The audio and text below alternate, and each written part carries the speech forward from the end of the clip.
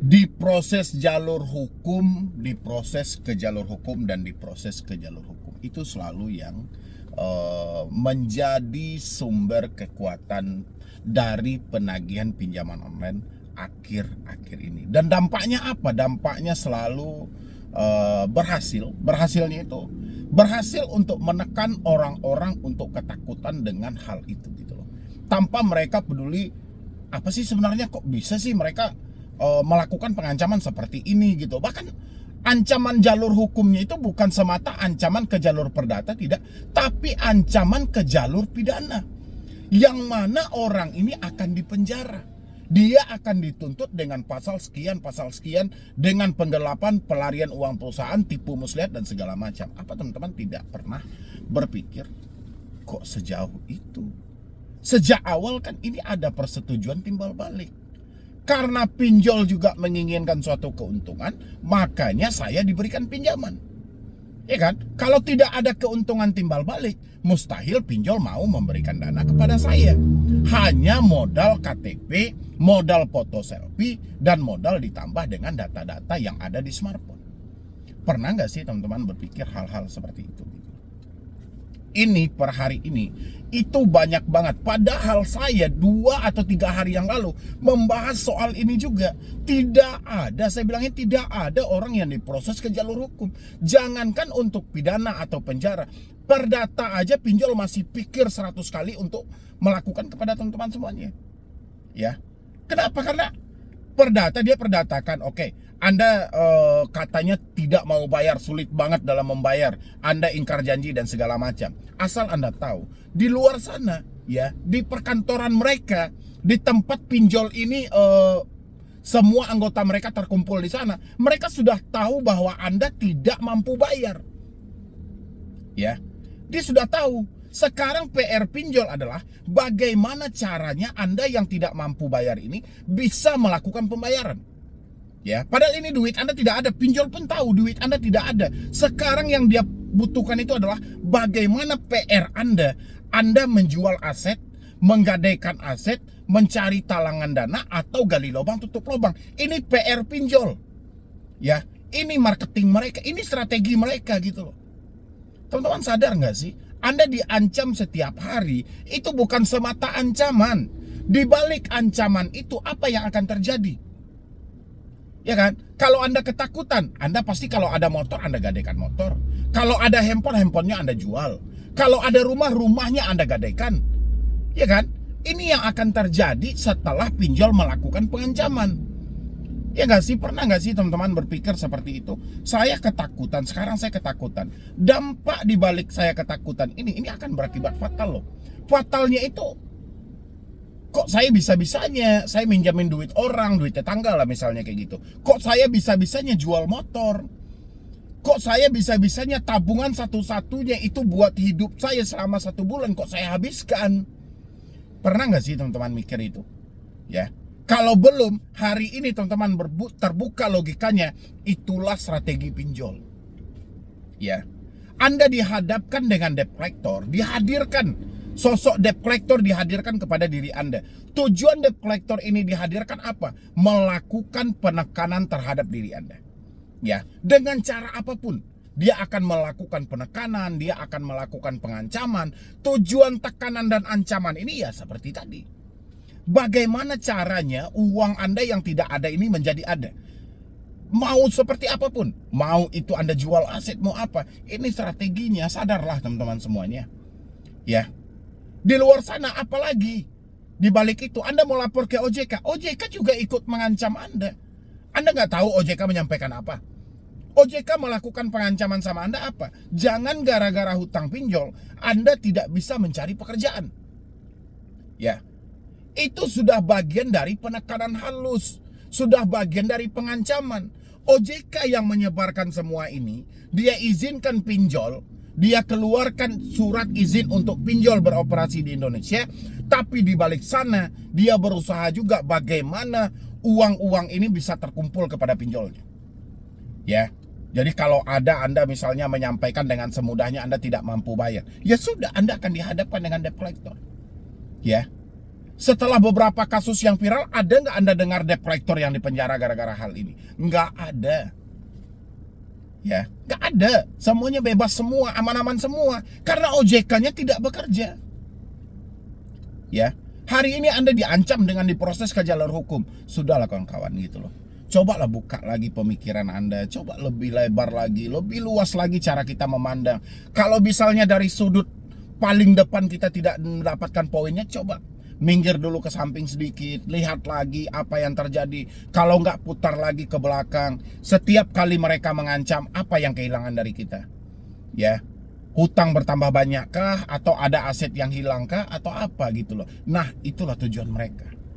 Ya, kalau Anda masih mengalami, misalnya Anda sebut, Bang, saya benar-benar ketakutan, Bang, saya cemas banget, Bang, saya bingung, Bang, ini segala macam. Ya sudah, kalau Anda sudah menyampaikan seperti itu, pinjolnya sudah berhasil. Keberhasilan pinjol itu tidak selalu mengambil uang kepada diri Anda, tapi membuat Anda ketakutan. Itu juga poin plus bagi mereka, tingkat keberhasilan mereka. Dengan mereka memberikan tekanan, dengan mereka memberikan ancaman, Anda merasa tertekan, Anda merasa terancam, ya sudah, itu sudah keberhasilan bagi mereka. Ya, jadi sudahlah, stoplah buat teman-teman semuanya. Saya sudah bilang, nggak ada proses hukum itu. Nggak ada Anda di penjara. Selagi Anda masih mengikuti prosedur yang ada, Anda tidak memenuhi unsur kepidanannya, pemalsuan KTP dan segala macamnya, insya Allah aman-aman aja. Ya, jadi janganlah kita mau diperbodoh terus. Setiap hari kita diancam, ditekan, apa nggak capek? Ya, tujuan pinjol menyewa debt collector itu kan memberikan Anda ketakutan. Hari ini Anda mengalami ketakutan, berarti nggak sia-sia dong pinjol menyewa debt collectornya. Makanya jangan ketakutan. Saya bilangin sama teman-teman semuanya, sumber masalahnya yang dicari. Kalau Anda tidak temukan sumber masalahnya, kayak mana kita mau menyelesaikan masalah ini? Sementara sumbernya teman-teman nggak tahu. Sumber masalah itu handphone Anda, tapi Anda tidak mau mengganti nomornya. Anda tidak mau memutus komunikasinya dengan berbagai alasan, dengan berbagai versi. Anda bilang kalau nomor kontak nanti saya putus, kalau kontak saya misalnya telepon saya ganti nomornya, WhatsApp saya hapus, takutnya kontak-kontak saya, Bang. Takutnya WhatsApp saya, Bang. Ya kalau sudah seperti itu, ya sudah seperti inilah risikonya gitu loh. Ya. Kalau teman-teman tidak mau mengambil langkah yang tepat hari ini, ya sudah. Terima aja apa yang mau dilakukan oleh pinjol, terima, jangan baper. Ya. Saya akan bilangin sama teman-teman semuanya, orang yang wajib untuk memutus semua komunikasi pinjol ini adalah Anda yang mentalnya tidak bisa diajak kompromi. Ya, mental yang seperti apa tidak bisa diajak kompromi? Dapat chat sedikit langsung ketakutan, dapat telepon sedikit langsung gemetaran gitu loh, dapat ancaman sedikit langsung kecemasan berhari-hari gitu loh. Ini pantas atau pas ini harus Anda lakukan, Anda harus mengganti kartu itu gitu loh. Tapi kalau tidak, percayalah sama saya gitu loh. Setiap hari Anda hanya sibuk mengirimkan, Bang, nih Bang, saya diancam Bang, mau dipenjara, tapi debt collectornya tidak mau menyebutkan nama aplikasi. Bang, ini Bang, ada yang ancam Bang, dia mau datang ke rumah, mau ngambil barang-barang saya, tapi tidak menyebutkan nama aplikasi. Mereka aja tidak menyebutkan nama aplikasi, kita harus tuduh aplikasi mana? Ya, ayo buka lagi pemikiran teman-teman semuanya. Saya yakin banget Anda ini orang-orang hebat loh semuanya. Orang-orang hebat, orang-orang berpendidikan, bahkan nggak tanggung-tanggung. Ada yang sudah S1, S2 gitu loh. Tapi kenapa hanya sebatas diancam oleh debt collector pinjol yang terkadang ya kebanyakan hanya lulusan SMA. Ya, hanya sebatas rasa bersalah. Anda kehilangan lamanya waktu pendidikan Anda gitu loh. Kan banyak yang diajarkan waktu pendidikan gitu loh. Kenapa hanya karena hutang 2 juta, hutang 3 juta, Anda seperti ini? Pertanyakanlah. Ya, Anda menghadapi dosen, menghadapi apa dalam KKN, dalam PL dan segala macam, itu enteng-enteng aja gitu loh. Kenapa menghadapi debt collector yang segini aja kok ketakutan? Ya, ada juga yang bekerja di salah satu instansi pemerintah yang mana memang kewajiban dia itu adalah tentang hukum-hukum yang ada di Indonesia ini, tapi juga ikut ketakutan. Ya, bagaimana ini sebenarnya konsepnya? Ayolah teman-teman semuanya, buka lagi logikanya, buka lagi. Kalau enggak, Anda bisa benar-benar diperbodoh oleh pinjol ini. Pinjol targetnya seperti itu. Di saat Anda telat bayar, di saat Anda tidak mampu bayar, bagaimana caranya PR dari debt collector ini membuat Anda ketakutan? Jadi melalui video ini saya sampaikan buat teman-teman semuanya, terutama yang mengalami telat-telat bayar. Saya paham aja itu pinjolnya ya, pinjol-pinjol itu aja pinjolnya yang melakukan pengancaman. Tapi setiap kali mereka mau proses Anda ke jalur hukum, mau mempenjarakan, mau mempidanakan, karena mereka tidak menyebutkan nama aplikasi, sudahlah. Anda nggak usah baper-baper dengan hal itu. Hari ini, saya bilangin hari ini, mumpung pemerintah sedang membasmi judi online, ya, ini kesempatan juga buat teman-teman semuanya untuk memviralkan kasus-kasus pinjol ini. Ya, kasus pinjol ini juga sebenarnya hampir sama banyak dengan kasus judi online. Orang sama-sama menderita juga, orang sama-sama diperbodoh juga gitu loh. Judi online juga seperti itu. Tapi judi online kan efeknya kecanduan. Pinjol pun juga kalau Anda sadari kecanduan juga. Anda makanya berhenti kan karena gali lubang tutup lubang Anda sudah tidak ada lagi. Seandainya gali lubang tutup lubang Anda masih ada, Anda masih melakukan hal yang sama sampai detik ini.